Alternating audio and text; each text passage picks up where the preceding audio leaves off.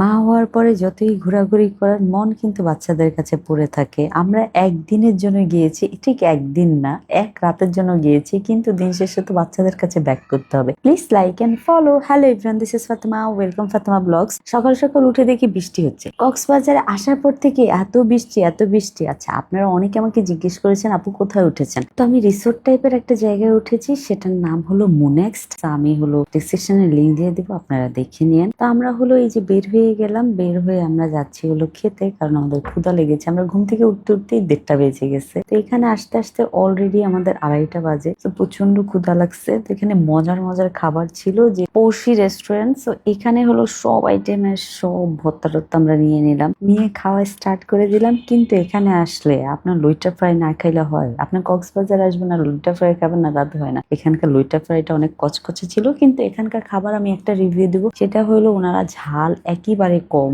দেয়। সো যারা ঝাল বেশি খেতে পছন্দ করেন তারা এখানে যে মজা পাবেন না। আচ্ছা, খাবার দাবার খেয়ে আমরা চলে গিয়েছি হলো আরেকটা শুটকি মার্কেটে। তো এই দোকান থেকে আমি গত কয়েক বছর যাবত শুটকি নিচ্ছি। আমি যখন লন্ডনে গিয়েছিলাম 23 সালে, সো আমার শ্বশুরবাড়ির মানুষজনের জন্য যখন শুটকি নিয়েছিলাম এখান থেকেই নিয়েছিলাম। তো আমার শাশুড়ির জন্য একবার শুটকি নিয়েছিলাম এখান থেকে, প্লাস হলো আমার ভাই বোনের সাথে ঘুরতে গিয়েছিলাম কক্সবাজারে, তখন এখান থেকে আমি শুটকি নিয়েছি। আমি একটা দোকান থেকে গত কয়েক বছর ধরে শুটকি নিচ্ছি। তো আপনারা যদি চান ওনার দোকানে চলে যেতে পারেন। আমি দোকানের ছবিটা অলরেডি ট্যাগ করে দিয়েছি, আপনারা স্ক্রিনে দেখতে পাচ্ছেন। ওনারা সারা বাংলাদেশে হলো শুটকি সাপ্লাই দেয়। সো আপনারা চাইলে ওনাদের থেকে অনলাইন থেকেও শুটকি নিতে পারবেন। তো আমার একটা জিনিস ভালো লাগে কি জানেন, এখান থেকে শুটকি নিতে, এই যে পুরা হলো প্যাকেটিং করে এমন ভাবে সেট করে দেয় যেন আপনি একদম এয়ারপোর্টে নিয়ে চলে আসতে পারেন ঢাকায়। তো এই যে দেখেন, এখানে আমরা হলো যতবারই কক্সবাজার যাই ততবারই জুতা কিনে নিয়ে আসি। বাসায় পরা যে স্যান্ডেল গুলো আছে না, এগুলো আমি সবসময় কক্সবাজার থেকে আনি, কেন জানি আমার কমফোর্ট লাগে। তো আমরা চলে আসলাম আবার হোটেলে। হোটেলে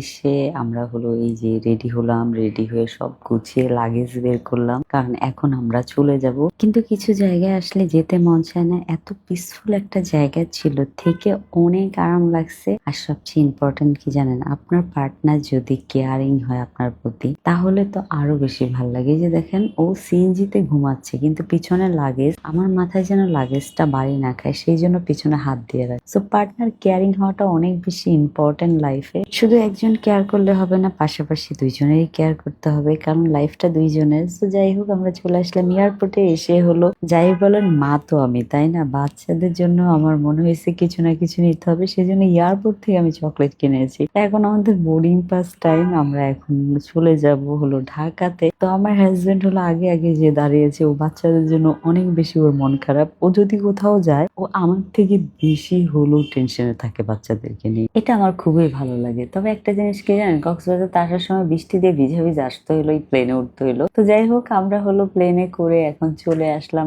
ঢাকাতে। আসার পরে এই যে আমরা এখন যাচ্ছি হলো আমাদের লাগেজ কালেকশন করব, তারপর হলো আমরা বাসাতে যাব। ফাইনালি বাসায়। ও মাই গড, আমি যে কত মিস করছি আমার ক্যামেরাম্যানকে জানেন, কারণ আমার ক্যামেরাম্যান ছাড়া ক্যামেরা ধরা খুবই ডিফিকাল্ট। তো আমি বাসায় ঢুকতেছি, কলিং বিল দিচ্ছি, কেউ দরজা খুলতেছে না। আমার বাচ্চারা সব কই চলে গেছে। ও মাই গড, আমার বাচ্চারা সবাই আমার জন্য সারপ্রাইজ রেডি করছে। তারা আমার জন্য কেক হলো মোমবাতি এগুলো নিয়ে ওয়েট করতেছে। আমার বাচ্চারাও চাচ্ছে যে আমি অ্যানিভার্সারির হলো আরেকটা কেক কাটি তাদের সাথে, মানে তার আগে থেকে কেক এনে রেখেছে। আল্লাহ, কি সুইট না আমার বাচ্চারা, মাশাআল্লাহ মাশাআল্লাহ। আমি সবসময় চাই যে আমার বাচ্চারা আমাকে প্রায়োরিটি দেয়, আমি তাদেরকে প্রায়োরিটি দেই। তারাও বুঝুক যে এটা আমার স্পেশাল একটা দিন, যেই দিনে আমি তাদের সাথে সুন্দর করে টাইম কাটাইতে চাই, ইভেন তার বাবার সাথেও ভালোভাবে টাইম কাটাইতে চাই। সো এটা যদি আমি ছোটবেলা থেকে আমার বাচ্চাদেরকে বুঝাইতে পারি, তারা বড় হইতে হইতে দেখবেন একদম কমফোর্ট হয়ে যাবে এইসব জিনিসে। তো এই যে একদিন ঘুরে আসছি, আসার পরে না বাচ্চাদের প্রতি আমার আরো বেশি মহব্বত বেড়ে গেছে। কেন যেরকম হচ্ছে আল্লাহ জানে। তো তাদের জন্য চকলেট আনলাম, এই যে তাদেরকে আমি চকলেট দিচ্ছি, তারা তো এত খুশি হয়েছে চকলেট পায়া। আর এই যে যারা তার বাবার লগে বসে বাসার সব গসিপ করতেছে, কে কি করলো, বাসায় কি হয়েছে না হয়েছে, সব বাবার কাছে এখন টুকটুক টুকটুক করে বলবে। সবকিছু মিলে আজকের দিনটা খুবই ভালো গিয়েছে। Thank you so much for watching my video. Bye bye, আল্লাহ হাফেজ।